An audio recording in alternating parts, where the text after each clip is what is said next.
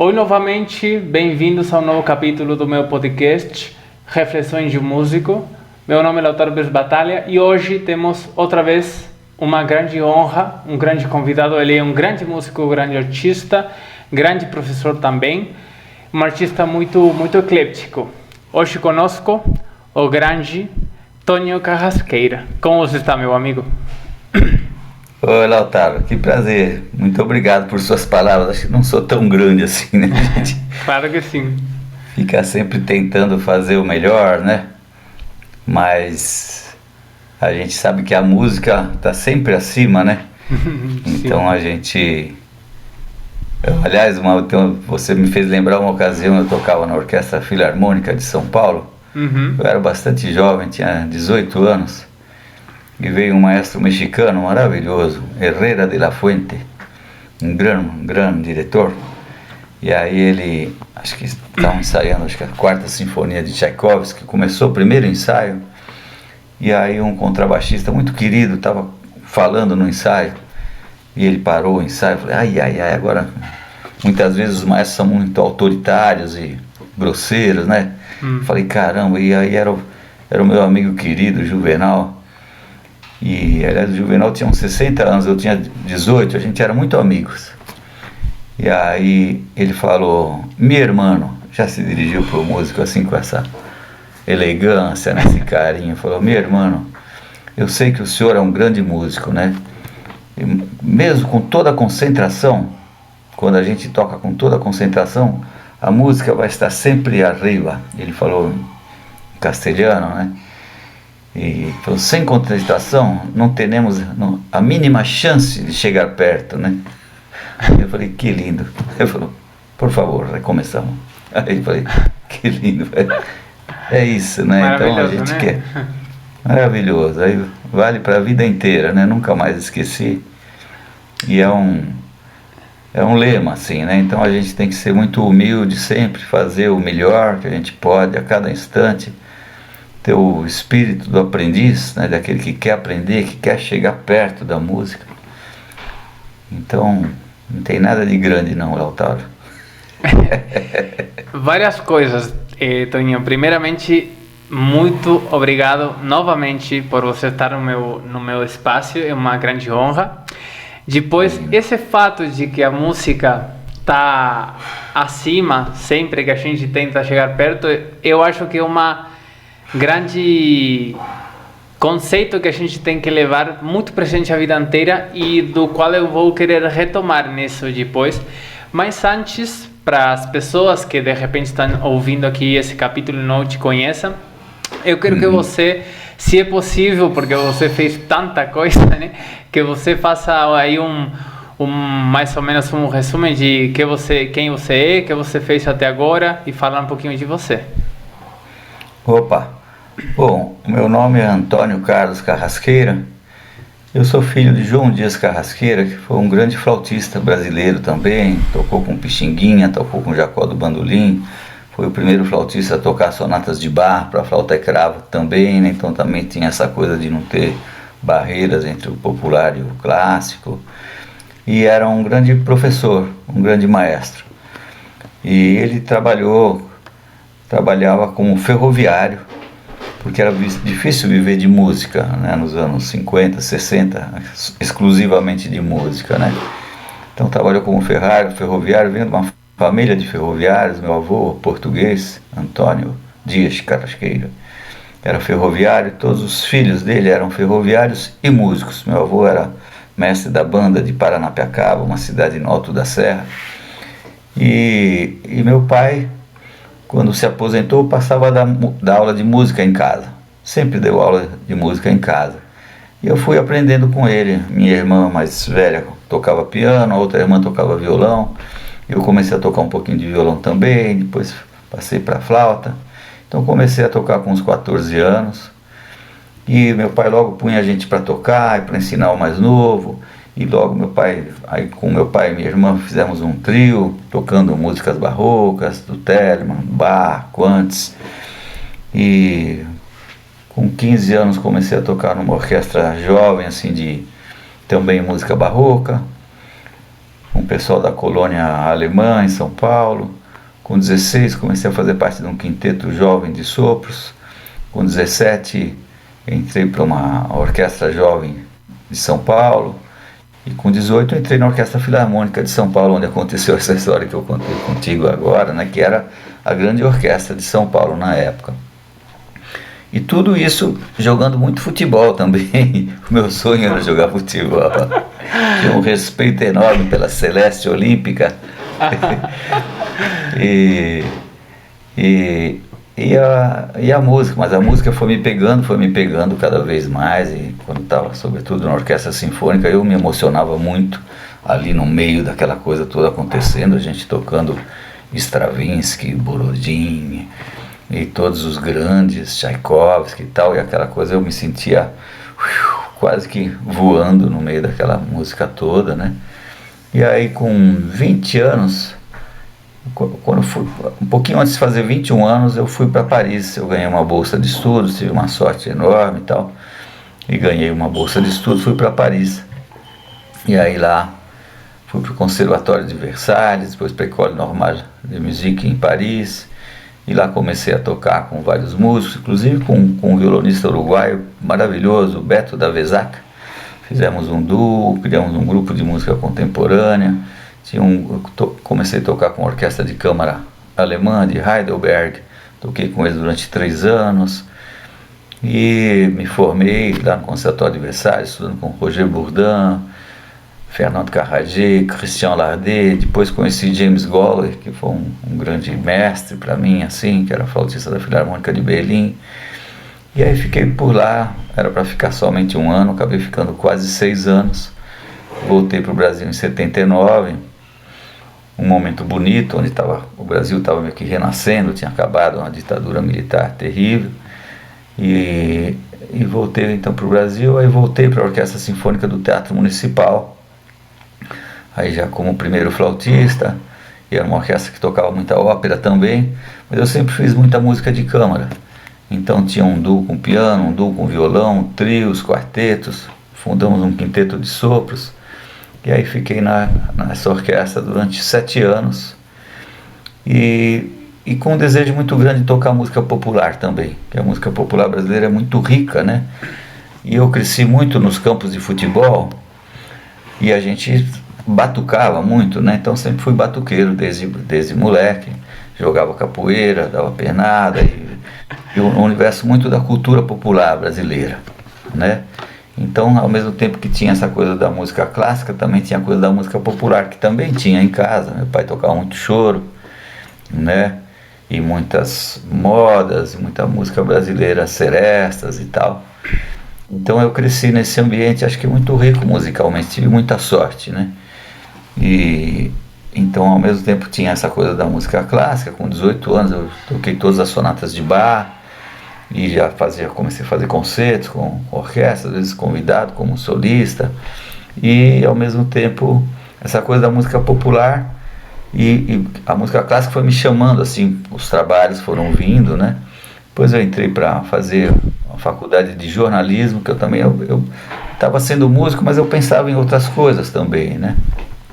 O jornalismo me atraía, eu achava o mundo muito injusto, queria lutar para trabalhar para que o mundo fosse mais amoroso, mais justo, menos desigual, né? Então, bom, aí em Paris vivi, foi maravilhoso, entrei em contato com culturas africanas, com culturas de outros países latino-americanos, foi uma porta para o mundo, né? Com as culturas europeias, obviamente, viajei muito lá dentro, acabei viajando para muitos países, hoje eu conheço 40 países, já toquei em muitos lugares, e tocando em duos com piano, duo com harpa, duo com violão, ou quartetos, quintetos, as mais diferentes formações. Voltei para o Brasil em 79, entrei para o Teatro Municipal, e continuando com música de câmara.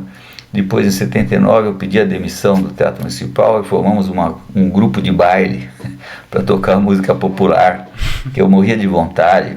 Fomos tocar para as praças e ruas também. Eu tinha essa coisa de querer chegar nas pessoas, né? O grande artista tem que ir onde o povo está. Tem um poeta brasileiro o Milton Nascimento cantava essa música, eu falava, é isso aí, eu me sinto povo, eu quero, cadê meu povo? No Teatro Municipal só tinha um tipo de gente, né? E, enfim, aí mergulhei de cabeça na música popular, fundamos uma banda chamada Mexe com Tudo, a gente fez durante 7 anos, animávamos um baile, fez muito sucesso e tal, e aí entrei em contato tocando muito forró, choro, samba, mambo, tchá-tchá-tchá.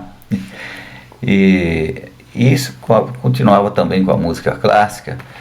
Aí foi fundada a orquestra, gravei muitos jingles comerciais, não sei o que, ou com cantores, tinha muita gravação com cantores de diferentes gêneros, né? Então tocava funk, tocava rock, tocava samba, foi uma escola muito grande, o estúdio de gravação, né? Entrei em contato com muitos outros tipos de música. Isso foi uma escola muito grande, porque aí você tem que ter várias vozes como um ator, né? Eu relaciono muito o trabalho do músico, do intérprete, com o trabalho do ator, que hora está interpretando uma peça do Shakespeare, outra hora está fazendo Molière, outra hora está fazendo Gabriel Garcia Marques, Jorge Amado, né? Textos os mais variados de diferentes épocas e lugares, né?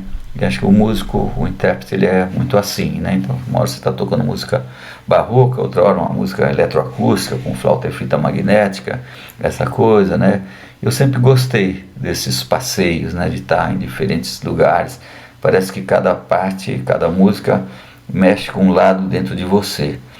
Eu me reconheço nas diferentes épocas, diferentes povos, gosto de música árabe, de música japonesa, de música celta, de música africana, né, música andina, gosto de tudo, me reconheço, né, assim como uma pessoa do mundo, né, sou brasileiro, mas sou universal, né, e gosto de tudo, né, sou eurafro-índio, né, como diz um companheiro nosso, né, nós brasileiros somos muitos, essa mistura africana, indígena e europeia, também asiática, né, enfim, e a música permite esse passeio pelas diferentes culturas, pelas diferentes emoções, diferentes formas de traduzir nossos sentimentos, né? Então eu gosto muito dessa profissão de músico e dessa coisa de variar. De uma hora tá tocando uma coisa atonal, outra hora uma coisa muito tonal. Eu gosto desse passeio, me traduz, né?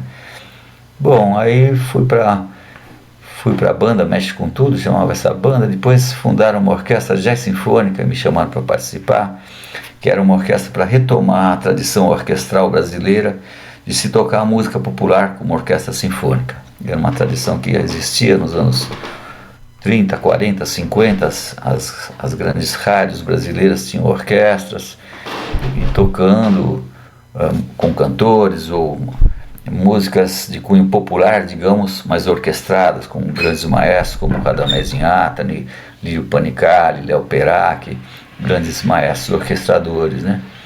Então surgiu a Jazz Sinfônica, que está viva, é a Jazz Sinfônica Brasil hoje, chama-se.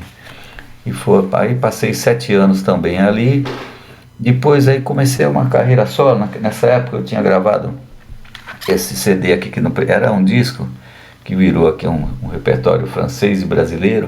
A capa do disco era essa aqui, com minha irmã, você vê aí, eu tinha bastante cabelo ainda encaracolado. Dá pra ver. Negros como ele tujos. Então aqui um repertório francês e brasileiro, e também sempre pensando no mundo, né? Então aqui, por exemplo, tem uma gravação de Syrinx, do Debussy, que representa o Pan, o deus da natureza, né? Então eu já estava muito preocupado com a destruição da natureza nessa época. Sempre fui muito ligado na natureza, como a gente estava conversando agora há pouco, e horrorizado, né, com a destruição que nunca foi tão grande como hoje, né, onde está se colocando fogo nas florestas. É um negócio absurdo, é um crime não só contra a humanidade, mas com todas as espécies, né? E aí, na gravação do Syrinx, eu coloquei o Pan dentro da Mata Atlântica. Então eu gravei, fiz uma colagem com sons dos rios, dos pássaros, dos macacos, e coloquei. Então esse foi o nosso primeiro disco. Que lindo, né? Que foi, e aí com francês e brasileiro, tocando Chaminade, Poulenc, Fauré, também Debussy, Dittier, e também Villa-Lobos e Patápio Silva. Aí meu segundo CD já, isso aqui foi quando eu saí da Sinfônica. Aí quando eu estava na Jazz Sinfônica gravei isso aqui, eram 500 anos da chegada dos espanhóis e portugueses aqui no continente latino-americano. Então eu gravei um CD dedicado a compositores latino-americanos, né? Então tem Rinastera, tem Astor Piazzolla, tem André Saz, compositor peruano, tem Léo Brauer, cubano, Ciro Pereira, Camargo Guarnieri, e aqui eu também gravei uma peça minha. Isso aqui é uma plumária dos índios Xikrin, povo indígena aqui do meio do Brasil, Brasil Central, e fui por esse caminho. E aí esses discos começaram a fazer sucesso, estava na Jazz Sinfônica, e eu gravei esse disco aqui, dedicado a dois flautistas compositores brasileiros, Pixinguinha e Patápio Silva. Pixinguinha mais conhecido e o Patápio menos, né? Então aqui os dois compositores negros brasileiros, dois músicos maravilhosos, extraordinários, e ambos flautistas. Né, o Patápio era mais música de salão, 1900, ele faleceu em 1907, nasceu em 1880, e a música dele estava muito esquecida. Aí gravamos esse disco com uma formação orquestral, as orquestras que tocavam na época do cinema, que a gente chama de cinema mudo, cinema que não tinha ainda o som, né? Sim. Então, a formação das orquestras que tocavam no cinema, né? E esse disco fez sucesso danado, ganhou muitos prêmios e tal. E aí eu pedi demissão da Jazz Sinfônica para poder me dedicar aos trabalhos aí como solista, né?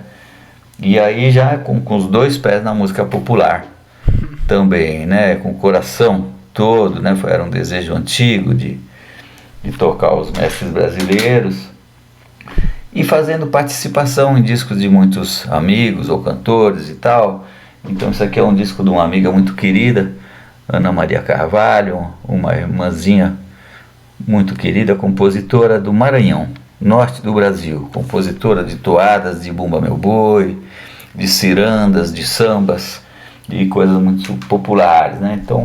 Então sempre fazendo participações, recentemente no disco do Gabriel Levi, que toca a música do mundo, é um disco muito premiado, vale a pena ouvir esse disco, Terra e Lua, Gabriel Levi, um compositor, acordeonista, com muitos ritmos ímpares, tal, uma coisa muito inovadora, misturando influências de várias partes do mundo, dos Balcãs, árabes, e tudo virando brasileiro. Muito interessante aqui. E fui indo. Aí com o Quarteto de Brasília gravamos os quartetos de Mozart, né? Então sempre passeando por todos os universos, né? Passeando mesmo. Né? Então, uma vez perguntaram pro Pixinguinha assim, falou: Pixinguinha, você é crente, você é católico, você é macumbeiro, o que você é, né? Ele falou: ó, onde tiver Deus eu tô. Então a música é isso para mim, música é a divindade se manifestando, então onde ela estiver eu estou também, né? Eu me reconheço.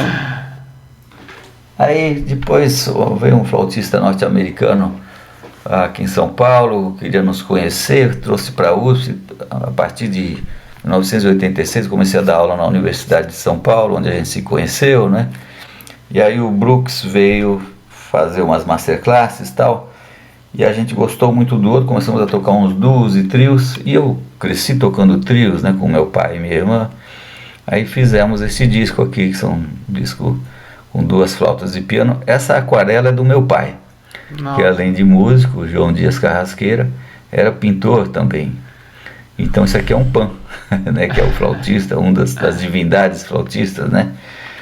Então aqui é um disco que vai desde compositores barrocos, quer dizer, já o Wilhelm Friedman Bach, um dos filhos do Bach, já não tão barroco, né, já mais posterior um pouquinho, já clássico, um duo genial, uma sonata em duo maravilhosa, uma obra-prima.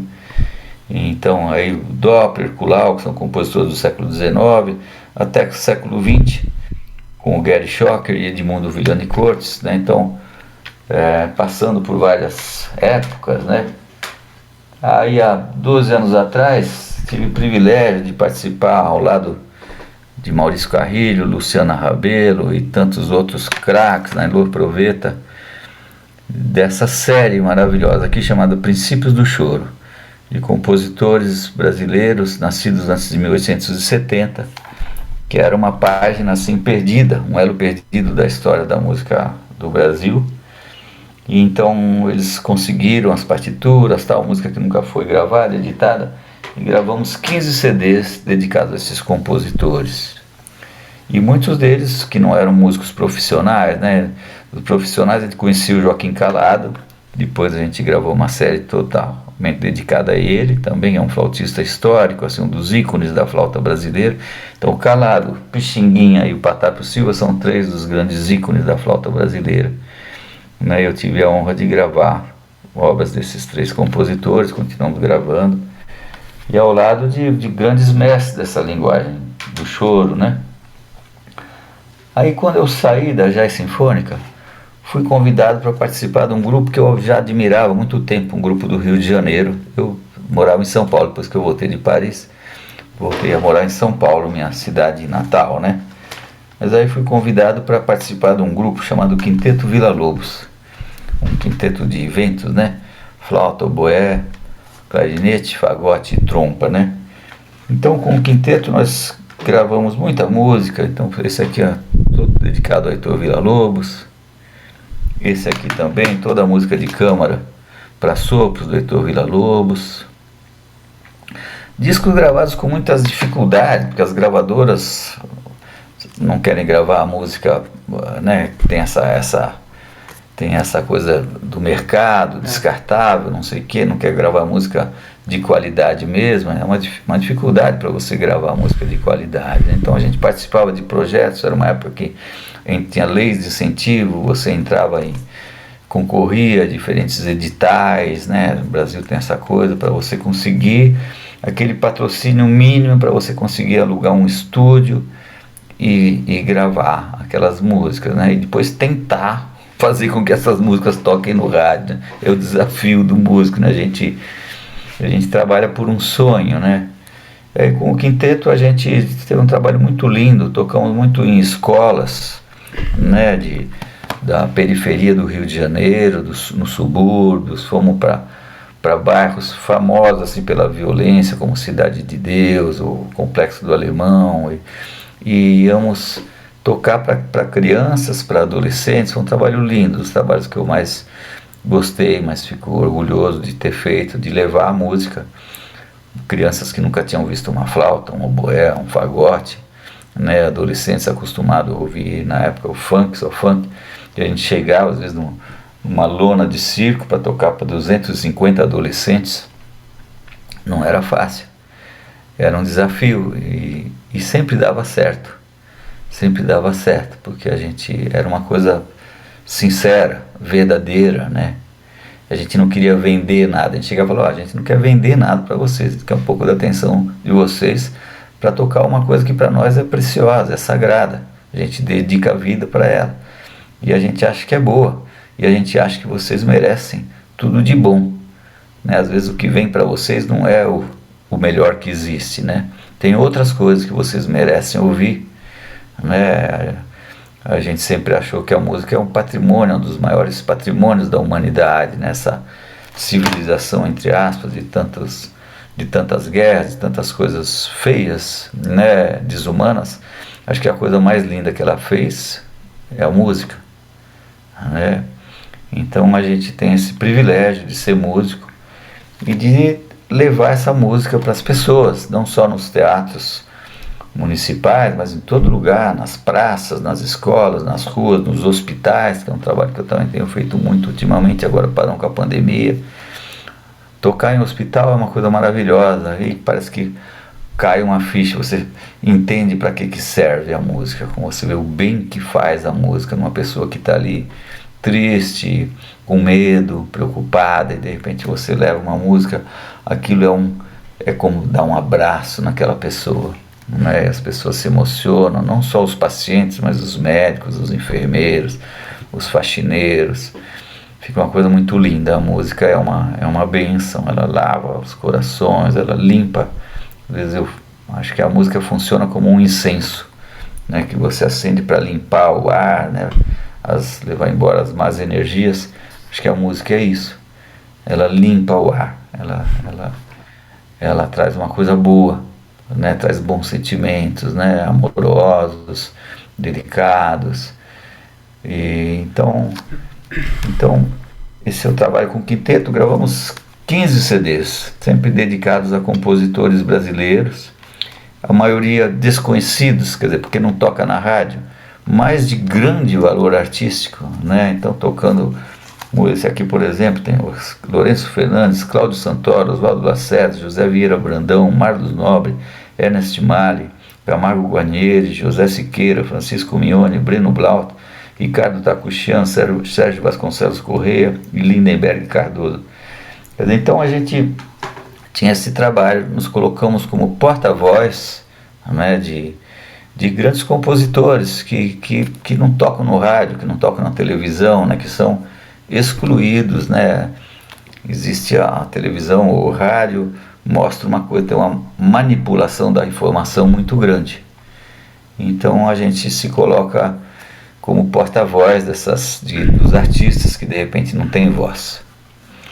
Então depois fiquei 15 anos no quinteto, aí saí do quinteto e não peguei uns CDs ali, mas aí gravei 2 CDs muito bonitos dedicados a crianças e adolescentes, também com música popular, contando um pouquinho a história do Brasil através da música, um deles.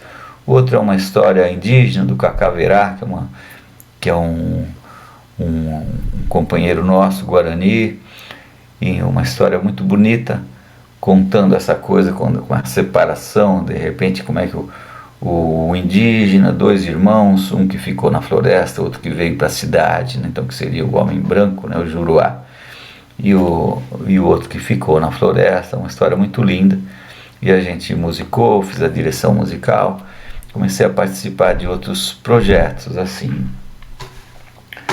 Aí, cadê o meu Trinca Brasil? Tá faltando o disco aqui. Ultimamente, o penúltimo trabalho que está saindo, o último agora, foi esse aqui com um duo de violões. Então é um trio, é uma arte do Elifas Andreato, que é esse querido amigo, um grande artista gráfico, uma figura maravilhosa, assim, que já fez capa para os maiores artistas da música brasileira. Então esse disco aqui, junto com o Edmilson Capelupi e o Guilherme Sparrapan, 2 grandes violonistas, então fizemos um trio tocando músicas de compositores brasileiros, choros, um disco dedicado ao choro, com compositores brasileiros que também tem um pé na música de concerto, então como Radamés Inhatli, Vila Lobos, Guerra Peixe, Álvaro Carrilho, pai do Maurício, irmão do mestre Altamiro, meu pai, João Dias Carrasqueira, e Camargo Guarnieri. Aí, isso aí, então esse é o disco com Trinca Brasil. E aí, há poucos anos atrás, eu fiz esse livro, que foi uma tese de doutorado. Foi um livro dedicado aos instrumentistas melódicos, sobretudo, né? E que também tem um CDzinho aqui dentro. Esse aqui é autoral, o primeiro CD autoral. Nasceu. Nossa, como... Que incrível. São estudos, na verdade, né? Mas aqui acabaram ficando bonitos. Aí uma gravadora quer lançar, vai ser lançado agora já nas plataformas aí. Então, nossa, eu fiquei até cansado. Ai, como não ficar cansado com tanta coisa para contar? Foi tomar uma água, foi relaxar um pouco. E tem muito mais coisa, é que são mais de 50 anos de trabalho, com né? Com certeza deve ter muito mais, mas incrível, trajetória maravilhosa, nossa, admirável. Tô com 69, a gente começou com, então são 50 e pouquinho 52 anos de trabalho, né?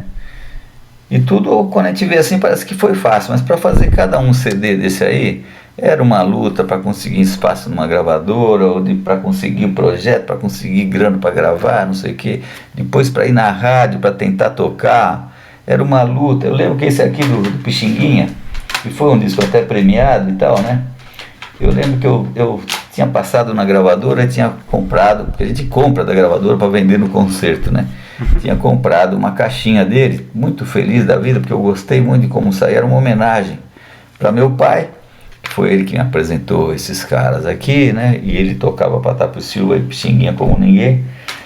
E para esses compositores, para a música brasileira, para a flauta brasileira, porque muitas vezes o pessoal da música clássica fica sempre olhando para a Europa e não percebe que aqui você tem criadores geniais que não devem nada para os criadores de nenhuma parte do mundo, né? Na América Latina a gente tem, nossa senhora, é muita música maravilhosa, né? Uma riqueza absurda. Mas sempre fica, o pessoal da música clássica sempre fica achando que a Europa é mais, né? Aquela coisa da mentalidade ainda colonialista, né? Sim. Então, eu lembro que eu fui gravar com algum cantor, com alguma coisa, né? Na Transamérica, que é um estúdio que está ali no Alto da Lapa. E ali tem uma rádio do lado. Eu estava com a caixinha de disco na mão, é uma rádio que tocava mais rock e tal, né? Você sabe que tem rádios que só tocam rock, né? Uma vez a gente fez no Ubatuba, fui levar numa rádio e falou, ó, pode deixar, mas não vai tocar. Eu falei, como não vai tocar? Só toca rock aqui. Eu falei, porra, não pode tocar, tá proibido tocar música brasileira, que não seja. Aí eu deixei no estúdio da Transamérica esse disco aqui, né? Só para falar um pouquinho, reflexões sobre a vida de músico, né? Aí deixei lá, quando dali uns dias eu já ia dormir, era meia-noite, me liga alguém e falou, Toninho, tô ouvindo seu disco, tá bonito, tô emocionado, tô chorando aqui, né? Que bonito, Patapio Silva, Pixinguinha. Eu falei, pô, que bom que você gostou, mas quem que tá falando, né? É fulano aqui da Rádio Transamérica. Pô, da Rádio Transamérica. Pô, acorda, meu amor, o disco vai tocar. Pô, você trabalha na rádio? Eu sou o programador da Rádio Transamérica. Pô, programador. Pô, que bom, você gostou mesmo? Gostei. Falei, pô, então o disco vai tocar? Não vai tocar. Pô, mas não vai tocar? Falei, não, a rádio toca porque as gravadoras pagam pra rádio tocar. É assim que funcionava, né? Que a gente chama de jabaculê, quer dizer, é a grana que as gravadoras pagam pra rádio tocar, quer dizer, essa mentalidade da mercadoria, como diz o Ailton Krenak, esse grande, maravilhoso, iluminado pensador, é o mundo da mercadoria, né? Então tudo vira mercadoria, até a música, que é a linguagem do coração, como uma polca do Calado, chamada linguagem do coração, vira mercadoria, quer dizer, então não vai, o cara adora, ele é o programador, mas ele não pode colocar, porque tem que colocar aquelas outras coisas que as gravadoras colocam. Então é muito triste ver como as coisas funcionam nessa lógica do dinheiro, onde a arte não tem lugar, o moral, o espiritual, nada, é grana, né? Então isso gera muita infelicidade, né? Isso gera um vazio no coração das pessoas, na mente, então por isso tem tanta gente deprimida, tem tanta gente... Mas a gente segue lutando, tentando abrir um espaçozinho aqui e ali, para compartilhar com as pessoas esse tesouro ao qual a gente tem acesso, né? Isso que você fala da função da música, o que para quê, porque às vezes até pode se falar de um jeito um pouco superficial que a arte é importante, que investir na arte, investir em cultura, mas parar para pensar profundamente, não sei quanta gente faz isso. E é muito grande, muito importante, né, a função da música na humanidade, no mundo. Eu acho que é a representação mais direta do amor, a arte da música. E o amor, eu sinto que o amor foi o que mobilizou sempre a história da humanidade, por mais coisas que aconteceram de ruim que continuam acontecendo. Sempre está aquela coisa das paixões. E eu tenho certeza absoluta que sem a música não existiria ninguém feliz, ou nenhum momento de felicidade. Então eu sinto que, e não pelo fato de a gente acreditar que nós somos grandes ou super importantes, não, justamente o que você falou no começo do capítulo, a música é importante, mas a nossa função como músicos, de tentar continuar conduzindo isso, e tentar levar e não deixar que isso morra, eu acho que é muito grande e tá mais além de nós que eu acho que é uma coisa a ter muito presente quando a gente tem todas essas frustrações e todas essas lutas e as tristezas que eu adoro de falar e conversar, pelas quais eu fiz esse espaço aqui, né? Mas tá tão em cima, tão por cima de nós, que o nosso trabalho de pegar essa responsabilidade, que nem você falou, de documentar música que estava se perdendo. Olha o tamanho dessa responsabilidade. Já só o fato de a gente ter escolhido essa luta, já a gente é privilegiado por isso. Isso mesmo. Eu acho que somos muito privilegiados de ter acesso, né? Quando você toca uma música de um compositor desse, você entra em contato com aquela inteligência, com aquela sensibilidade, né? Então você aprende muito, você se enriquece muito tocando a música desses compositores todos, né?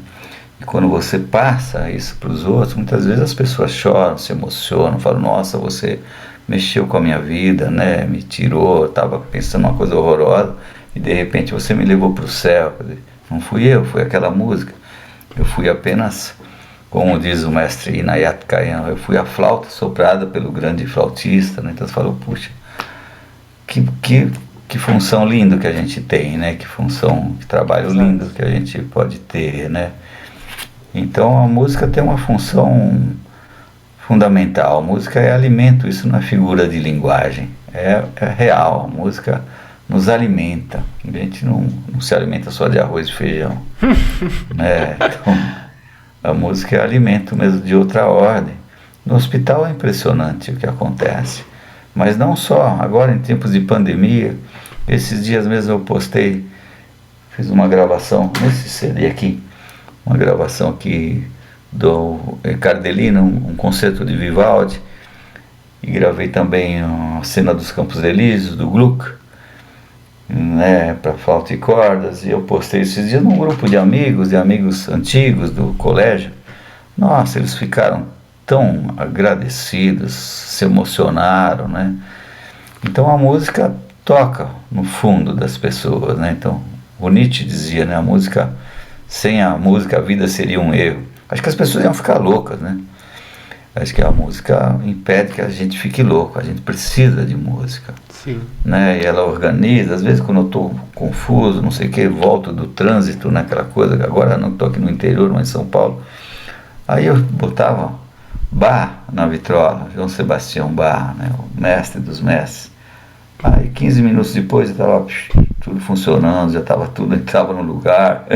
É incrível. É uma massagem na alma, né? É mágico isso. Até, se não me engano, até Schopenhauer também, que falava de que a gente estava meio que condenado ao sofrimento. Ele falava que um dos caminhos do escape a esse sofrimento da vida mesma é a arte.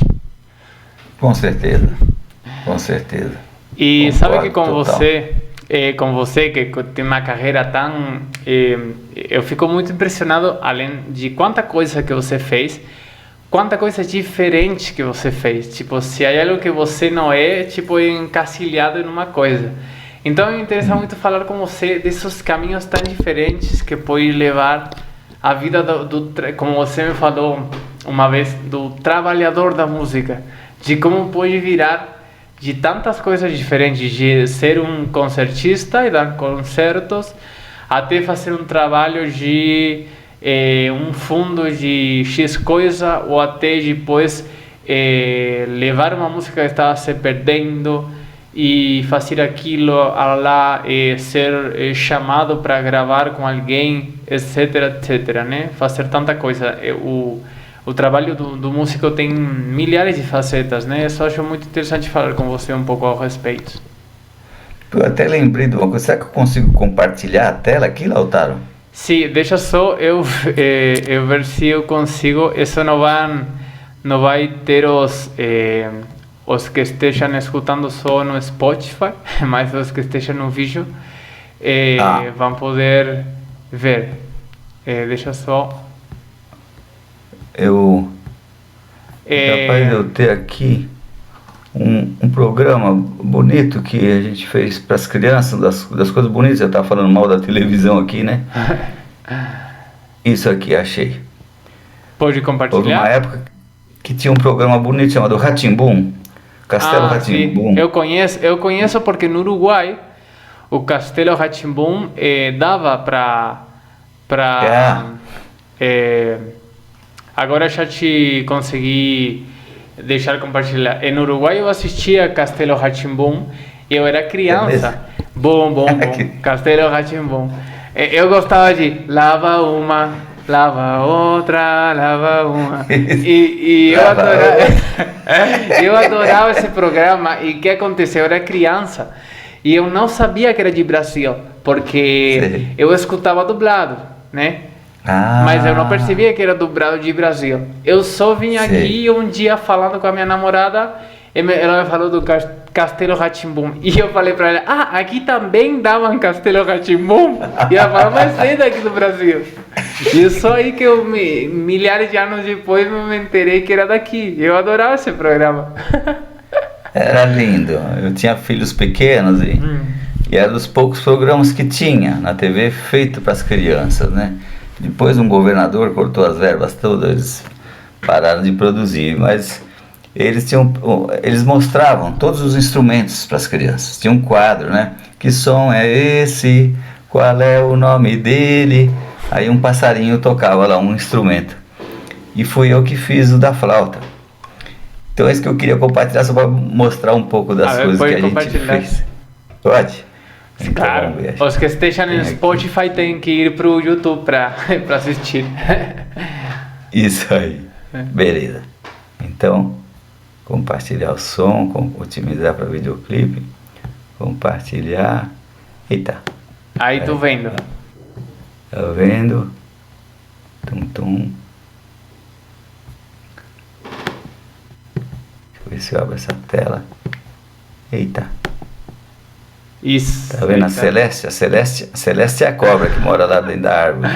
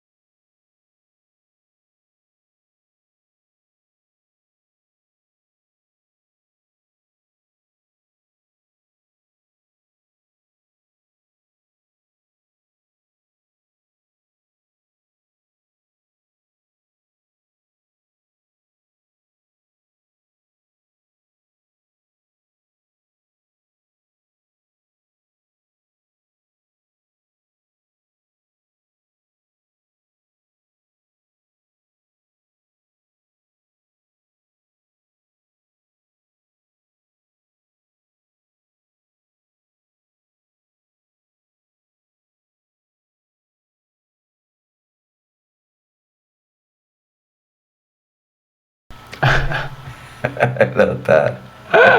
Que maravilha, E é engraçado que hoje a gente vê muitas pessoas já adultas falam, você que era o passarinho do Rá-Tim-Bum. Aí aí os caras me abraçam. Que maravilha, por se tinha alguma coisa que tenha faltado que você tenha feito na sua vida, né? E tava complicado isso aí que você tava tocando, não era nada fácil. Aí era dublado, né? Ele já tinha gravado, claro, né? Sim. E aí nossa, tinha... Que maravilha, viu? Talvez, seguramente então eu já te escutei de criança. Tá no Uruguai. Olha que incrível, agora que a gente tá aqui falando, né? Então, olha como é interessante esses caminhos que faz a música e as conexões, né? Porque eu sempre penso, sempre refleto muito sobre a vida que eu estou montando, né? E a carreira que eu escolhi, e para quê, e por quê, como essas perguntas constantes. E eu sempre penso e fico muito feliz e agradecido pela quantidade de conexões que eu faço constantemente. Eu constantemente estou conhecendo pessoas maravilhosas, sabe? Entre essas você, desde que eu vim aqui. E eu penso, nossa, será que quantas carreiras tem como essa possibilidade de estar na mão, tão fácil de você conhecer pessoas muito maravilhosas, tem pessoas em todos os campos, mas pessoas tão maravilhosas e com uma carreira também tão grande, tão admirável e que estejam aí tão pertinho, por falar de um jeito, constantemente. E eu acho que a música tem uma coisa muito especial nesse sentido, porque pelo fato de ter já essa paixão, compartilhar essa paixão, que tipo, a gente que faz música, a gente faz muitas lutas na nossa vida por tentar que continue a música. Lutas com a economia, o trabalho, de às vezes quase que passar fome, do trabalho constante das horas e horas e horas por dia de estudo, de fazer aquilo, de gravar um disco e fazer uma super luta, como você falou, para gravar, depois uma super luta para tentar que alguém escute. E tudo isso eu acho que já como que tem uma conexão já subjacente das pessoas que fazem da sua vida tipo a música, né, que escolheram. Então eu acho que por isso que tem esse fato de criar conexões tão fáceis. Eu não sei se tem outros campos que as conexões humanas seja tão fácil e natural como no mundo da música. O que você acha? Concordo completamente, Lautaro. Eu também sou muito grato assim. E talvez por tocar estilos diferentes. Mais ainda, né? Já estive desde lugar de barracos na favela a palácios europeus, né? Então, em todos os lugares, hospitais, praças, teatros, e onde você conversa com uma gama de pessoas de diferentes tipos, classes sociais, culturas, idades. Então a música permite que você faça conexões, como você disse, com outros artistas, a música tangencia outras áreas do conhecimento, então torna possível a conversa, o contato, né, com pessoas de outras áreas, né? Então, de fato, a música abre caminhos que talvez outras profissões, com certeza, não abrem com essa facilidade, né? E sabe que quando acontecem essas coisas, e por exemplo, de sei lá, dar um concerto e que venha alguém a te falar, nossa, obrigado, fiquei muito emocionado, ou fazer alguma atividade de conhecer uma pessoa e falar, nossa, que pessoa agradável de conversar ou de conhecer, fiquei assim emocionado, meio fervente de conhecer X pessoa que eu gostei muito. Quando acontecem essas coisas, parece que todas as nossas frustrações e nossas lutas diárias estão justificadas, como que a conta fecha em positivo, sabe? Isso aí, é isso, é o melhor cachê, não tem dinheiro que pague, né? Sim, como que fala, com isso já justifica, tá indo bem, tá bem. E às vezes, o fato de estar tocando, de repente a música te leva para um estado de espírito, pro nirvana, né? A própria música, o próprio tá tocando ali te leva para um lugar que você fala, meu, o que é isso, né? Aquilo já, você mesmo já é banhado, né? Exatamente. De vez em quando acontece. Então, além do social, né, dessa função social maravilhosa, como você disse, positiva, né? Tem também essa coisa individual que acontece quando você está ali estudando. Quando você está ali estudando, de repente aquilo te leva a um estado de concentração e de fruição da beleza, né? Que te dá uma felicidade muito grande, né? Então, eu acho que é a coisa da arte mesmo, né? A arte, ela é espiritual, né? A música é uma coisa espiritual. Então, alguém falou que os cientistas e os músicos e os artistas, né? Eles já têm uma religião. Os outros precisam de uma igreja. Então, já é a conexão com o mundo espiritual, né? Que nos preenche, que é uma necessidade. Ela nos leva, acho que o ser humano ele tem necessidade de uma transcendência, né? E a música leva a essa transcendência também. e permite que as pessoas que estejam ouvindo também façam essa viagem junto com a gente. E isso alimenta, isso traz paz, isso traz equilíbrio, né? Isso faz um bem danado, né? A gente que é bombardeado de informações e de desejos. Eu lembro quando eu estava fazendo jornalismo, falei para ti, né? Então os primeiros 2 anos eram junto com publicidade, propaganda, relações públicas e tal. E eu lembro que numa aula o professor falou, eu tinha 18 anos nessa época, ele falou, olha, hoje nós vamos aprender como fazer um cartaz, criar um slogan, não sei o que, para criar uma necessidade que a pessoa não tem para fazer ela comprar uma coisa que ela não precisa. Nossa. Eu falei, pô, mas que é isso? A gente tem esse direito de fazer isso? As pessoas precisam de tanta coisa que elas já não têm, você ainda vai fazer ela comprar uma coisa que ela não precisa. Isso aí tá errado, isso aí eticamente não devia ser permitido, né? Uhum. Mas é o que a propaganda faz. Né? Há pouco tempo atrás li um livro que eu recomendaria ler, tipo, todo mundo sabe, de ter bem presente essas coisas que acontecem, que o título eu li em espanhol, né? É um livro francês e é de um grupo francês e eu li a tradução em espanhol e em espanhol o título era Sobre a Miséria Humana no Meio Publicitário. Maravilhoso. Opa, te fala de fato as questões oscuras, maquiavelicamente escuras do mundo de como trabalham com o seu inconsciente, superconsciente e todas essas coisas que você fica realmente assustado mesmo, é incrível. E justamente é tudo isso como que em síntese falava que a publicidade é como a mão direita do mundo capitalista, como o grande cúmplice que trabalha junto para caminhar o capitalismo, né? É incrível. Claro. Então a gente quando a gente pensa no que a gente faz é tão por outro caminho, né? Por outro caminho. Exato. É o caminho da verdade, né? Da sinceridade, o Beethoven dizia isso, a música é de coração para coração, né? Tem essa manipulação mental, essa mentira, né? Isso é muito interessante também, porque, por exemplo, você fez muita coisa e você fez muita música diferente, mas você nunca, eu acho primordial também, além de que a gente pode sempre, claro, acrescentar a informação e o conhecimento, o estudo, é muito importante para a gente cada vez ter mais ferramentas para conseguir expressar uma ideia, mas sempre como que de fato essa ideia tem que ser sincera, né?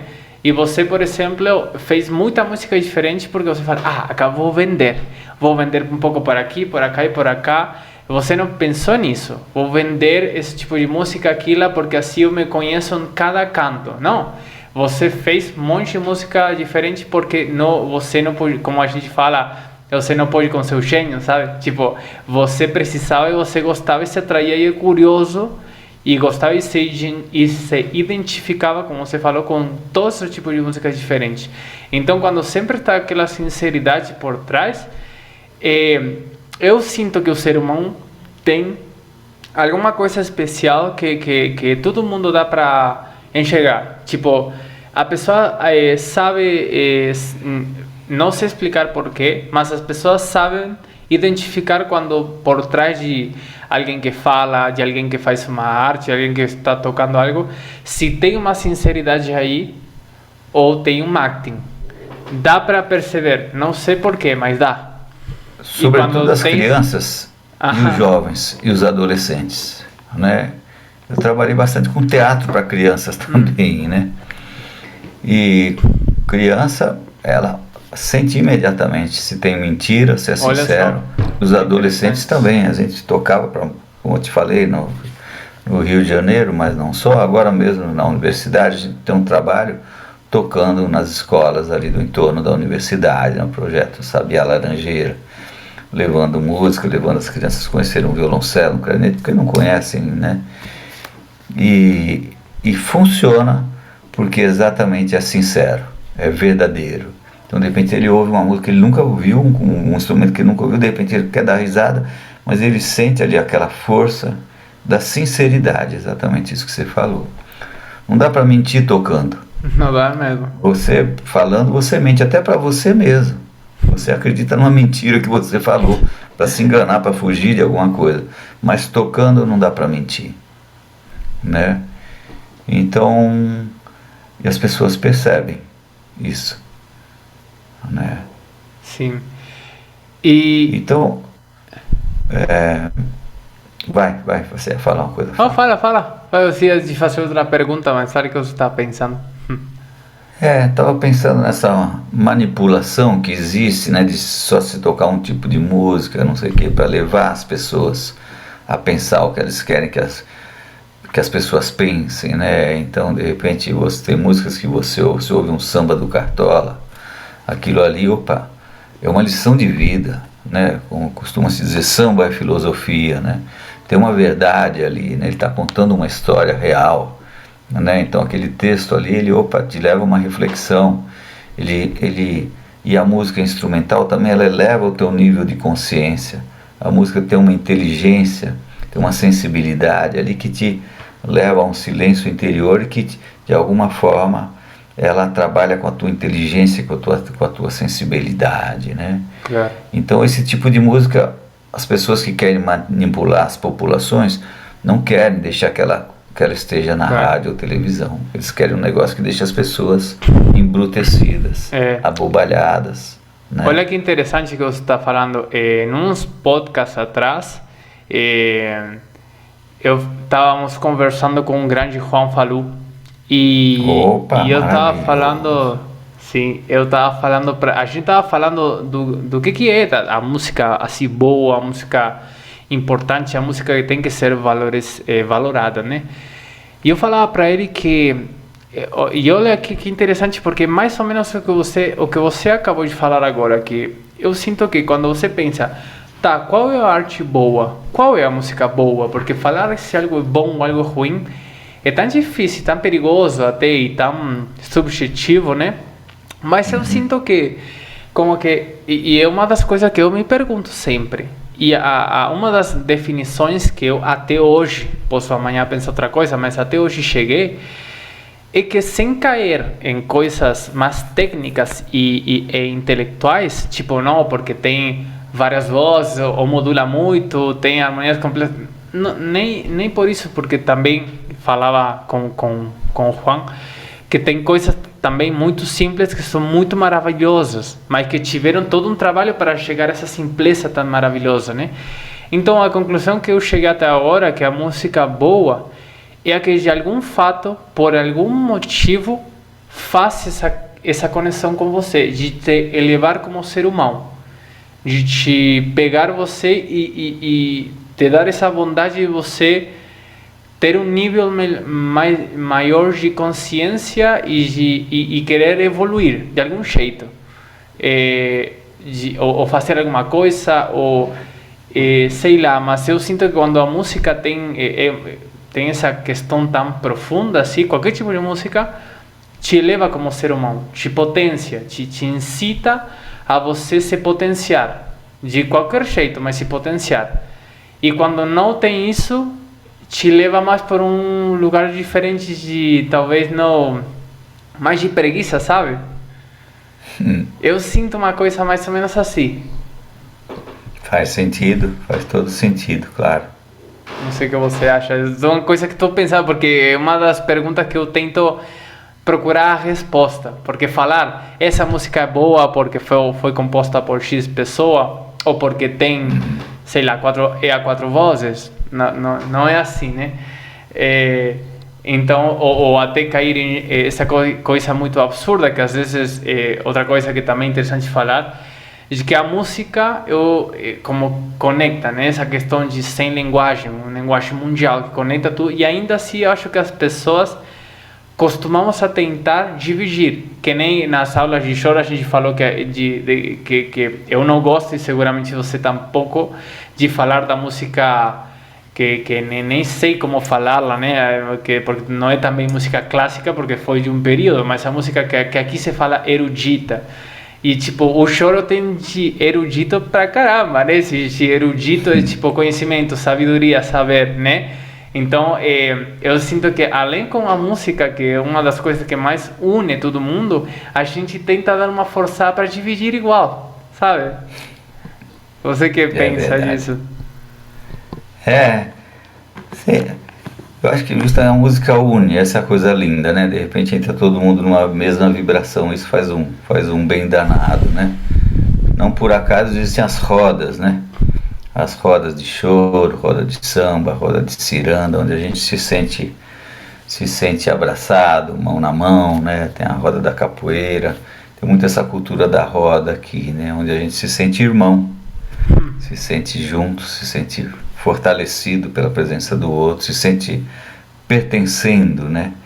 Então acho que uma das coisas mais tristes, mais feias é a exclusão, né? Uma sociedade que exclui, ela gera sofrimento, ela gera revolta, né? E a música, ela inclui, né? Ela é inclusiva, todo mundo pode participar, né?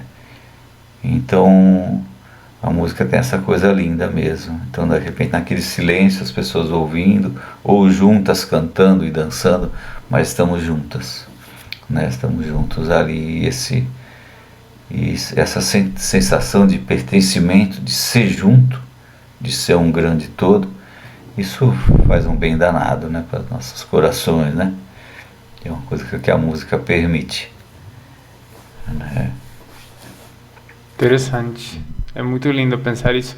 E uma outra pergunta, mudando um pouquinho de assunto, quando você ia estudando, ia se formando e estava pensando como fazer a sua carreira, como montar, e depois vendo que fez tanto sucesso, muita coisa que você fez, em que coisas você pensava? Como você arquitetou, ou se é que você arquitetou, ou foi se dando naturalmente?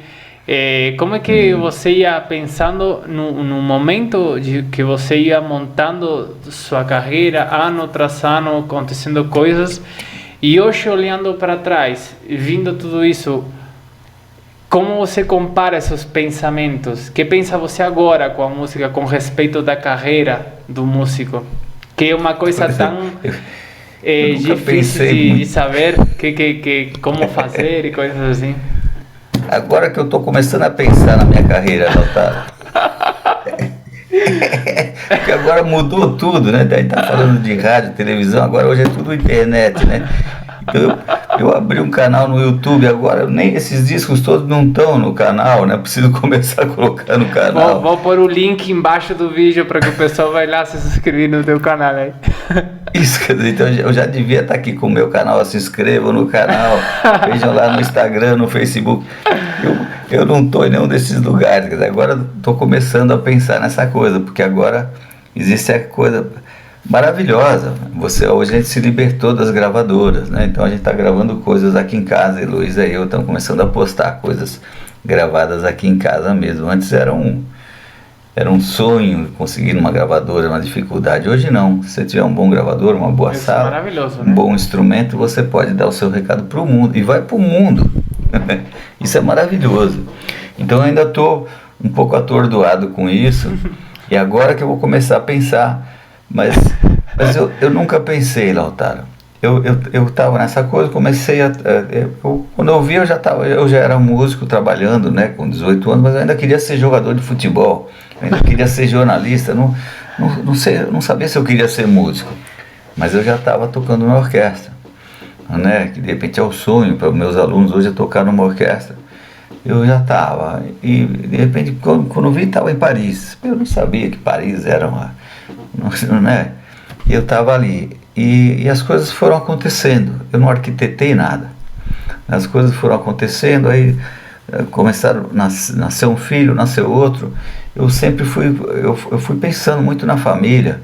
E aí eu tenho 7 filhos. Já estão, a mais nova está com 22, né? E eu também fui cuidando deles. Eu nunca fui aquele cara que a carreira, o resto que se dane. Eu fui cuidando da minha vida. Eu tinha que ganhar um dinheiro, e era com a música que eu ganhava, quer dizer, era o meu coração também que estava ali, né? Mas às vezes fazia trabalhos que eu não queria fazer, de repente ia tocar, fazer uma gravação com um cantor que eu não gostava, mas eu precisava levar aquele dinheiro para casa, para botar comida em casa.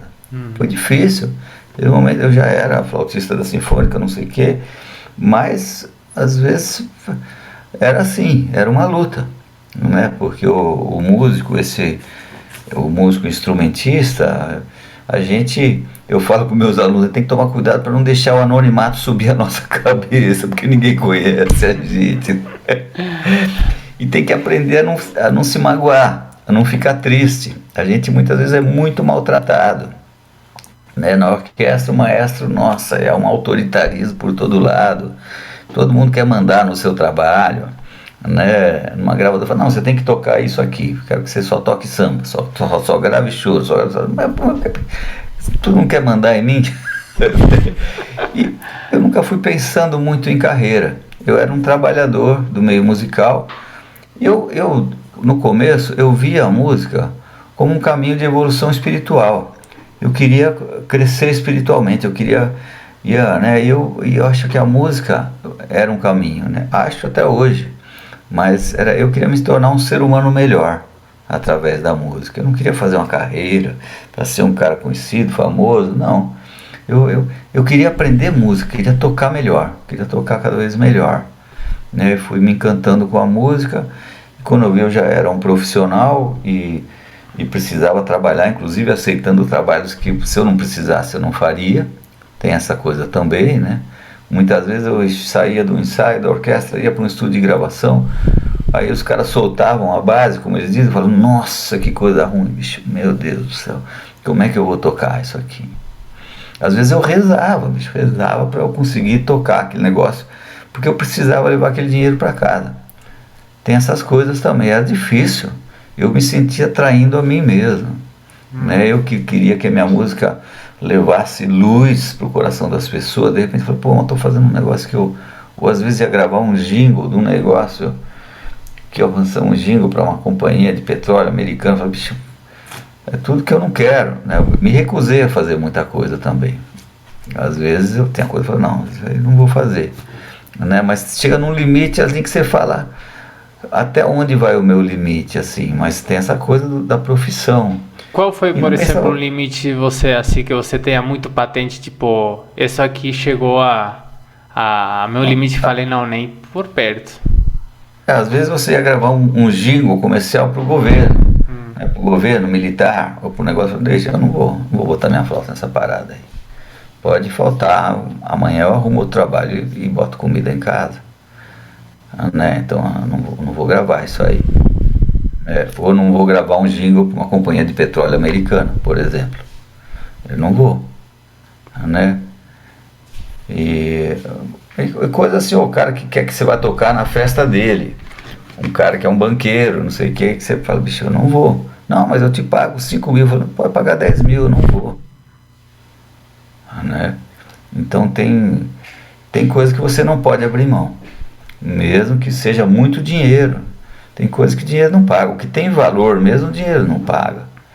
E tem outros que de repente falam, bom, vou tocar com um cantor que eu não gosto daquele cantor, mas eu vou, porque eu preciso daquele dinheiro, é o trabalho que tem agora, não é o tipo de música que eu quero fazer, mas é aceitável, quer dizer, me dói fazer uma música que eu não gosto de tocar aquele gênero com aquele cara, mas eu vou fazer aquele trabalho porque eu preciso daqueles trezentinhos, vai pagar a escola do meu filho, né? Que já está atrasado há 3 meses. Então, quer dizer, tem o aceitável e tem o que você não aceita, tem os limites, né? E acontece muito na vida do músico. Então você tem que ter uma flexibilidade e dói.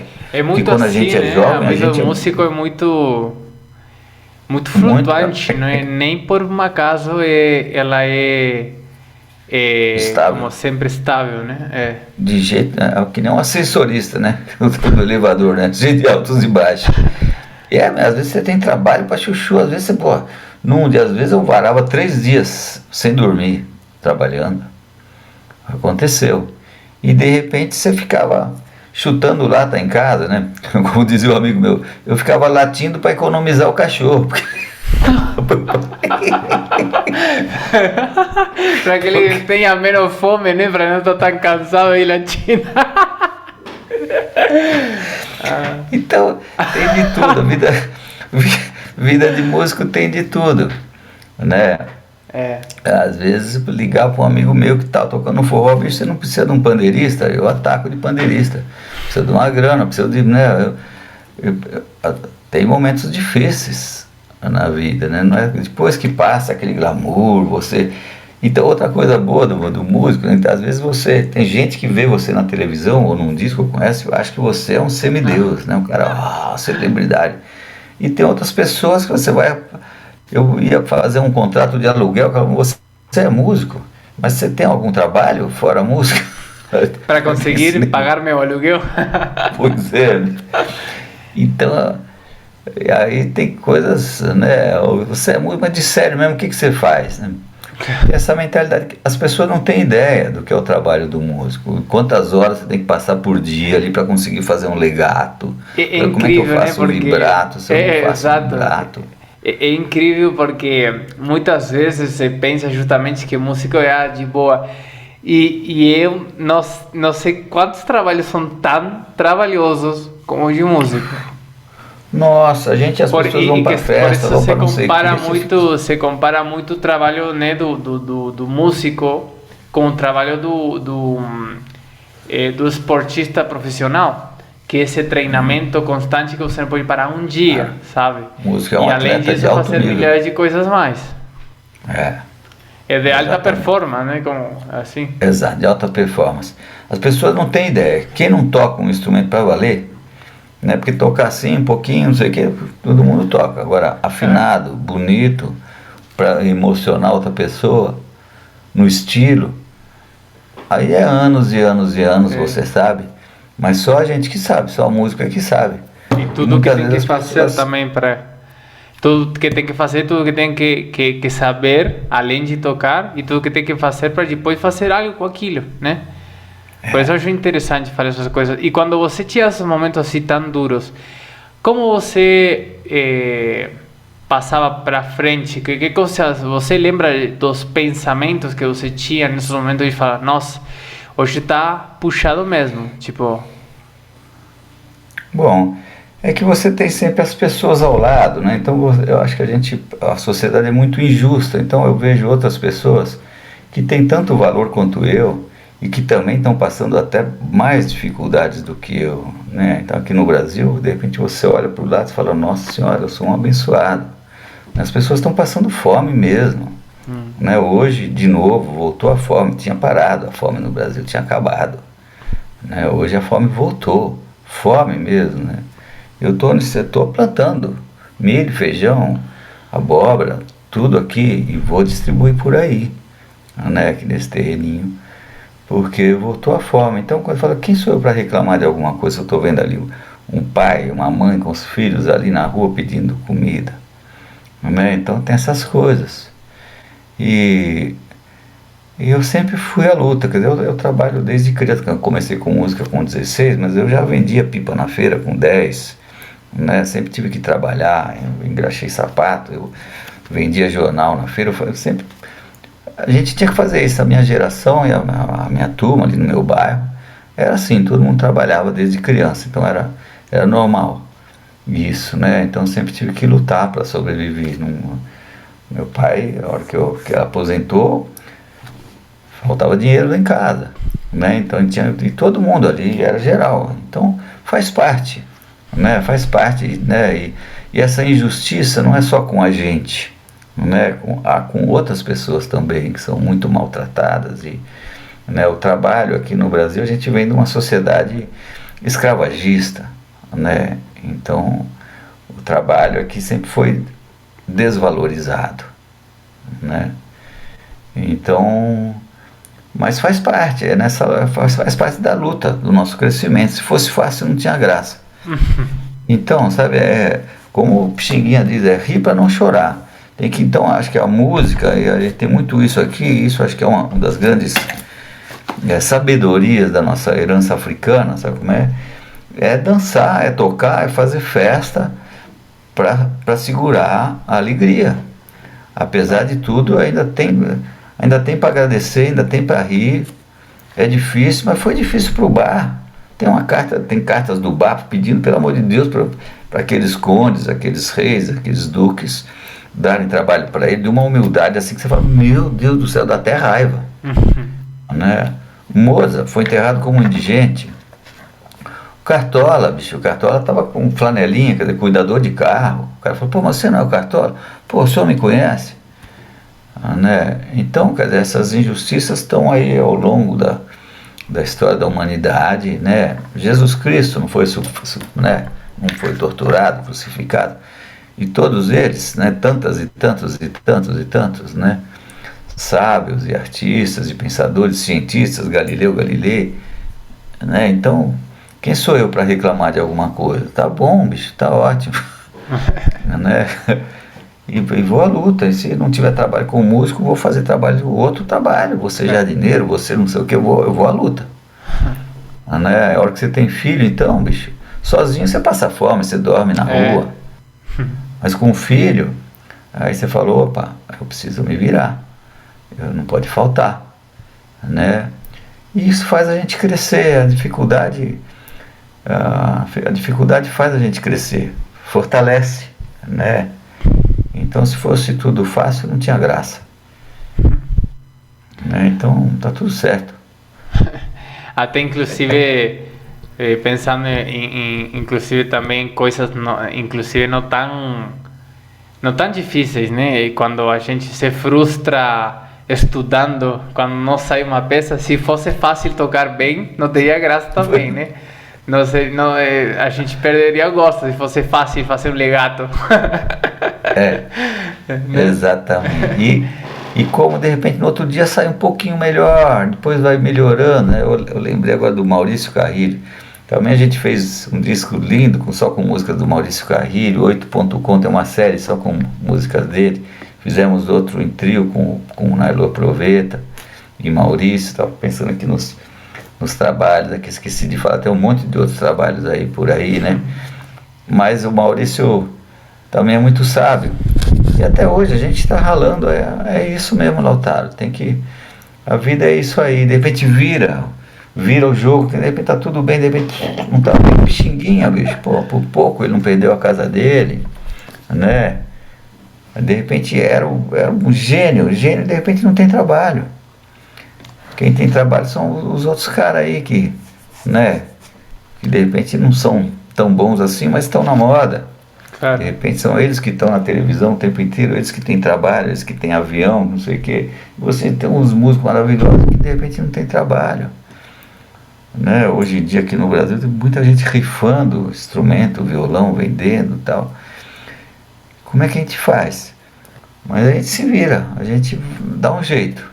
Sabe que eu acho que é o único que você se assegura que vai ter sempre escolhendo o mundo da música, um companheiro de por vida. Essa é a única coisa que você assegura que vai ter sempre com a música é um companheiro de por vida, que é o teu instrumento e a música. Isso é o único que com certeza você vai ter. Tudo o resto pode acontecer qualquer coisa. Mas de forma a gente não morre. Eu lembro, em Paris, muitas vezes chegou um companheiro, tinha perdido dinheiro, não sei o que, falou, vamos pro metrô. A gente ia pro metrô, ficamos tocando. Aí eu ensinei a ele 3 posições no violão, ele pegou o violão, a gente ficou tocando uma valsa, e no metrô as pessoas passam, né? Então a gente ficou tocando umas 2 horas a mesma valsa. Que ele ia fazer 3 coisas. Ele garantiu o almoço, a janta do dia seguinte e tudo. Então a gente se... Que legal, essas histórias... Eu adoro, são para escrever em um livro de histórias. Tem muita história. Tem muita história bonita, viu? Essa aí foi uma. Com 3 posições, aí tocamos uma valsa lá e ficamos tocando uma valsa e ele saiu com os dedos tudo. Chegou uma hora que essa valsa saía incrível, não tinha nenhum erro. Né? O Hermeto, tem uma história do Hermeto Pascoal, esse gênio maravilhoso, né? Sem trabalho nenhum. Daí o cara falou, pô, você é músico? Eu sou. Você toca baixo? Ele falou, eu toco. Ele não tocava contrabaixo. É mesmo? Então você vai atacar hoje à noite. Ele falou, só que eu tô sem o baixo. Tem baixo lá? Tem. Posso ir lá agora? Já vou começar, né? Então pode. Aí ele foi, bicho, foi pra boate, ficou estudando lá de tarde, De noite ele atacou, com os dedos cheios de sangue.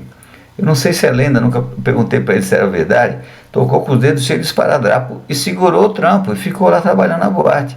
Depois um dia faltou o pianista, aí ele foi de piano. Mas segurou o rango, né, a comida. E tem várias histórias assim, tem que ralar. Depois vira aquele cara, o Deus, né? E por isso é tão importante também isso que, por exemplo, que você tem, que eu sempre, particularmente os músicos que eu conheço que são desse jeito, eu admiro muito, que é essa versatilidade, né? Tipo, porque se isso de que você precisa que eu te acompanhe naquilo, vou lá, que precisa que aquilo outro, vamos lá. Eu dou um jeito e vou. Isso também é um bom, eu acho que é interessante ter em conta e ter como a cabeça talvez um pouco aberta, disposta a isso e um pouquinho de procura nesse sentido para segurar as pontas, às vezes, como vocês falam. Pô, se tem uma história. Uma vez eu fui para o estúdio de gravação que gravava jingle, não sei o que. Aí eu cheguei lá e eu precisava daquele dinheiro para pagar o aluguel, não sei o que. Cheguei lá, era o estúdio do Viché, querido Viché. Cheguei lá e falou, pô, Toninho, o cara, o publicitário não gostou, não sei o que eu fiz, ele pediu uma outra coisa completamente diferente, é um negócio aqui de fazenda, não sei o que. E eu fiquei triste com zero. Falei, pô, posso ficar aqui um pouco, Viché? Eu não sabia o que fazer, eu precisava daquele dinheiro para pagar o aluguel no dia seguinte. Aí era um negócio de fazenda, de boi, de não sei o que. Eu falei, Viché, pô, abre o microfone pra mim lá. Mas o que você vai fazer? Abre o microfone. Cheguei lá. Eu levei o cachê pra casa, bicho. Nossa, que incrível. Não conta pra ninguém, você não gravou essa aí, né? Mas são histórias de músico. Que incrível. Né? Você tem que fazer, tem que se virar nos 30. E agora, nessa etapa, agora depois de ter feito tanta coisa, o que você está pensando? Porque essa cabeça eu conheço, não para, né? Que ideias está tendo agora? Projetos? Bom, eu estou com um duo aqui com a Heloísa Fernandes, que é uma pianista maravilhosa, né? E estamos tocando, estamos fazendo várias coisas, compondo. Então, ela é uma compositora extraordinária, super pianista. Então a gente está tocando e daqui a pouco estamos postando coisas, né? Estamos postando coisas por aí. E outro dia tocamos num festival no Peru, também online, né? Então, essa coisa, compondo, tocando, fazendo parcerias. Esses dias o Maurício fez um choro. O Maurício está fazendo um choro por dia, né? Postando no Instagram. Sim. Fez um, dedicou a mim, já estou aqui estudando, de repente eu gravo com ele. Ele já fez o violão, de repente eu coloco a flauta. A gente não para. Estou dando aula na universidade, então com muitos alunos fazendo trabalhos lindos e tal. Agora é época de TCC, de trabalho de conclusão de curso, né? E estou compondo, então esse livro aí tem uma coisa muito interessante e tal, que me estimulou muito a compor também. Esse livro é para o pessoal que esteja... até o livro e todos os discos também, né? Se alguém quer pesquisar para comprar, como você pode indicar? Esse livro chama-se Divertimentos Descobertas, Toninho Carrasqueira, editado pela EDUSP. EDUSP é editora da Universidade de São Paulo. É só colocar aí no Google, né? E vocês encontram. Então é um livro dedicado a instrumentistas melódicos, sobretudo, né? E tem alguns trabalhos aqui, eu faço uma comparação com várias coisas. Então aqui estão as sonoridades maiores e menores, faço uma comparação com o conceito de Yin Yang do taoísmo. Tem várias mandalas aqui muito interessantes, falando de elementos da linguagem musical. Eu proponho aqui tem uma proposta de aprendizado com criação de conteúdo. Então, de repente, ilustrando alguns elementos da linguagem musical. Por exemplo, aqui as duas escalas de tons inteiros, né? E alguns trabalhos, então de repente um acorde diminuto, os 3 acordes diminutos. Que ilustração boa que tem o livro, hein? Tá bonito. Trabalho a Mônica Aibara que fez essas... Dedicado além do conteúdo, o visual tá maravilhoso. Tá mesmo. Olha um acorde aumentado, que bonito. Né? Então tá bonito assim, tá gostoso. Então eu proponho as escalas diminutas. Que genial que tá o livro mesmo, né? Então Parabéns. É uma proposta de manipulação dos elementos da linguagem musical. Então, por escala cromática, escala de tons inteiros, acordes diminutos, aumentados, prelúdios, onde, por exemplo, então tem coisas com intervalos, por exemplo, só vale quarta justa e semitom. E você fica brincando ali. Então eu escrevi uma página, mas a ideia é você compor alguma coisa com essa brincadeira, né? Legal. Ou então o conceito de escalas e acordes, brincadeiras, coisas para 2 vozes, sobretudo para um instrumentista melódico desenvolver essa coisa da concepção do ouvido harmônico, pensar harmonicamente também, né?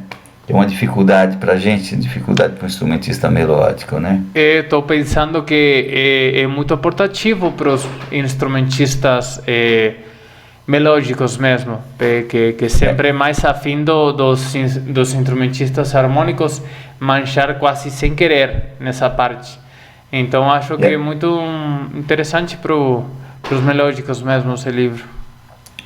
Muitas vezes os instrumentistas harmônicos, pianistas e violonistas, que estudam na tradição da música clássica, de repente eles também não pensam harmonicamente. É curioso, tem dificuldade em ler cifra, por exemplo, né?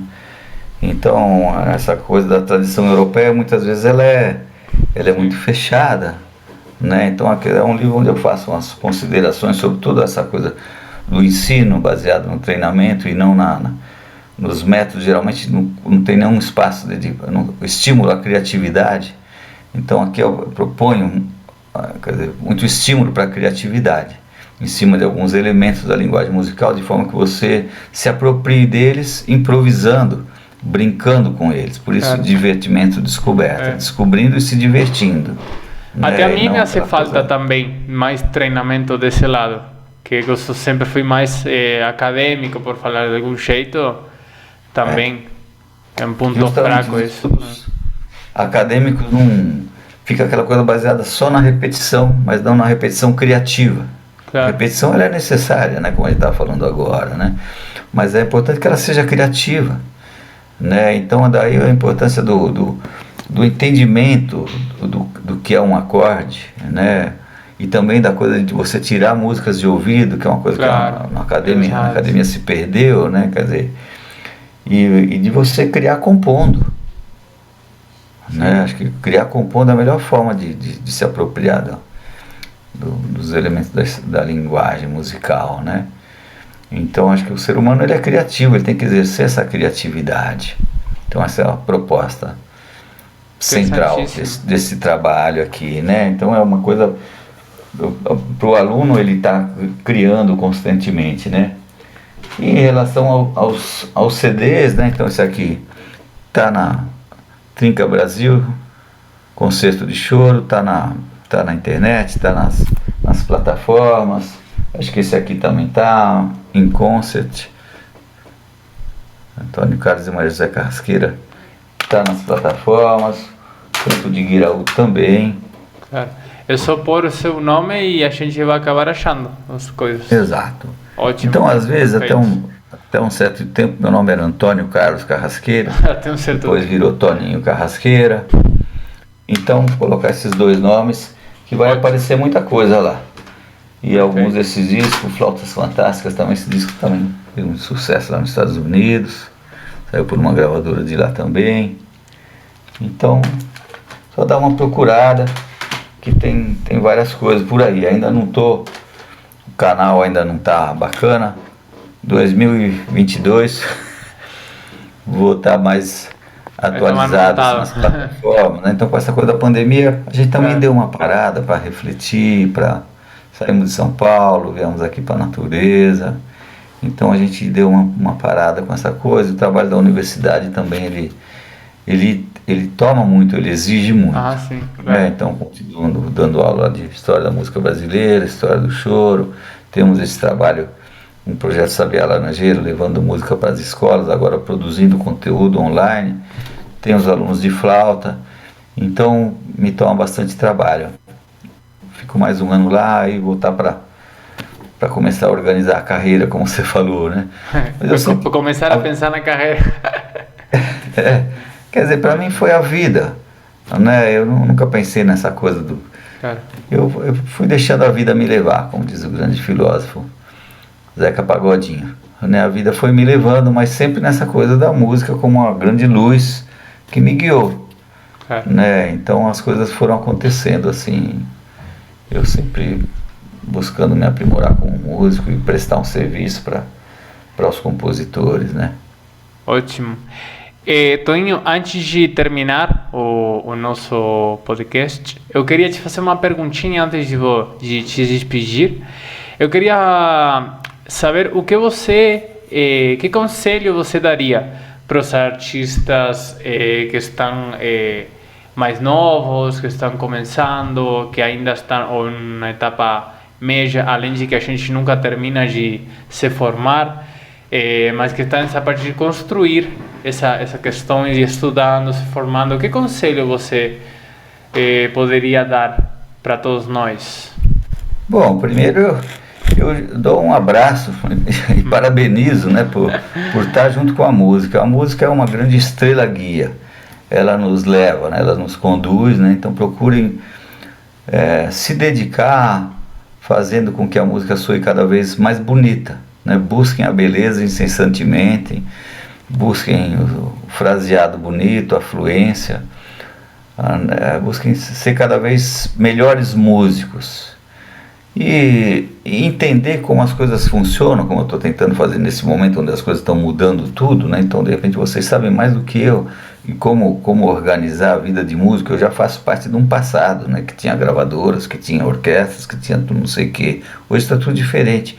Então eu também estou aprendendo nessa coisa das plataformas, né, e para como divulgar o trabalho. Mas primeiro de tudo, quer dizer, sigam o seu coração, sigam o seu entusiasmo. Entusiasmo é uma palavra muito linda, né? Enteosasmos, né? Quer dizer, Deus na alma. Então sigam o seu entusiasmo, busquem um repertório que traduza o que vocês têm dentro da alma, dentro do coração, né? Busquem coisas que vocês se reconheçam, né? Que digam o que vocês são, o que vocês querem dizer para o mundo, né?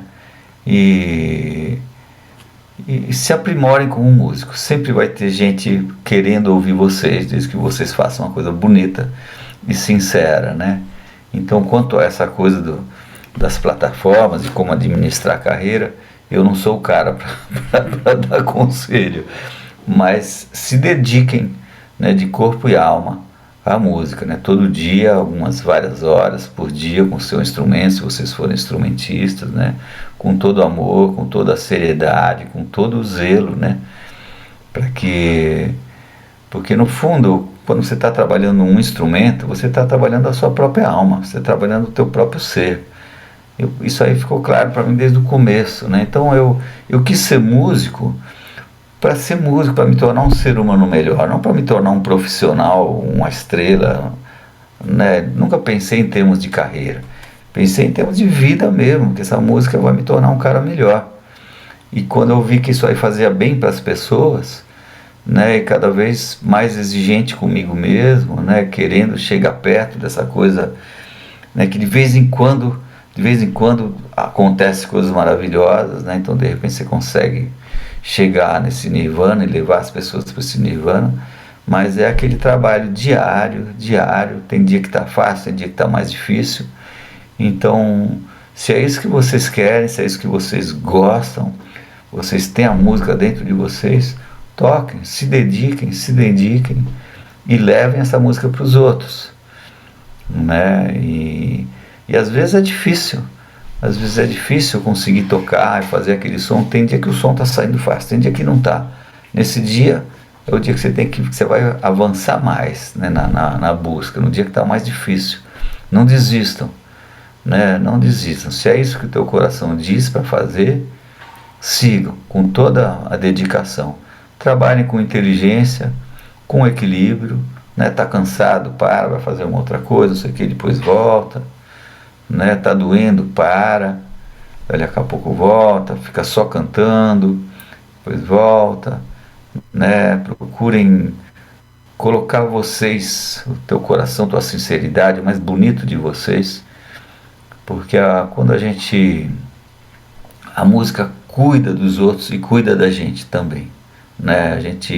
Ela traz o nosso melhor, o nosso mais verdadeiro, o nosso mais bonito, o nosso mais amoroso, mais generoso. Acho que a música é uma coisa muito generosa, né? Então acho que é um caminho de vida ser músico. Se vocês escolherem esse caminho, fiquem felizes, agradeçam e trabalhem todo dia, que vai dar certo. Ótimo, querido, muito lindo o encerramento. Então, novamente te agradeço muito, uma grande honra ter você no meu projeto, no meu podcast. Obrigado mesmo por ter compartilhado um pouquinho do seu tempo comigo. Eu me senti super honrado. Muito obrigado mesmo, querido. E a gente está se vendo, viu? Imagina, Lautaro, o prazer foi meu, a honra é minha. Parabéns por esse trabalho. Certamente ele vai ajudar muita gente, né? E fiquei muito feliz em estar aqui com vocês. Eu é que agradeço. Tá bom, querido? Tudo de lindo aí. Continue. Então, gente, obrigado por assistir uma vez mais um novo capítulo do meu podcast. Esse novamente em português, às vezes tem em espanhol, às vezes em português, depende do convidado. E obrigado por assistir até o final. Vou deixar, se você está no Spotify, vou deixar o link para você ir no YouTube. E na descrição do vídeo você vai ter todo o conteúdo, a informação do grande Toninho, para você ir lá conhecer um pouquinho mais dele, que tem feito um admirável trabalho até hoje e vai continuar fazendo história com a música daqui e do mundo. Meu nome é Lautaro Pérez Batalha e a gente se vê no próximo capítulo